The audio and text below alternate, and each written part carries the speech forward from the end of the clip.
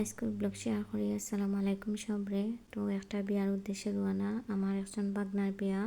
So আকি যাইরাম গিয়া তো আইচি হলো এন্ড ফয়লা গিয়া দেখি হল একবারে খালি মানে বেশি মানুষ না, খালি ব্রাইড বোনো। সো ব্রাইডের লগে আমার পিকচার নিলাম, তারপরে ব্রাইডেরও পিকচার নিলাম, এরপরে নিজের পিকচার লইলাম আকি।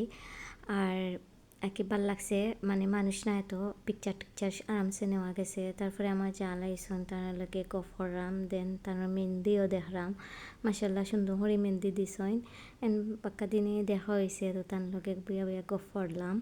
দেন খাওয়া দাওয়ার পালা, তারপরে খাইলাম। এখানেও দেখতেও পারা রোস্ট, তারপরে বিয়া থেকে যেটাও তাহে ওটা, তারপরে কলিয়াও আসলো, তারপরে ডাইলও আসলো।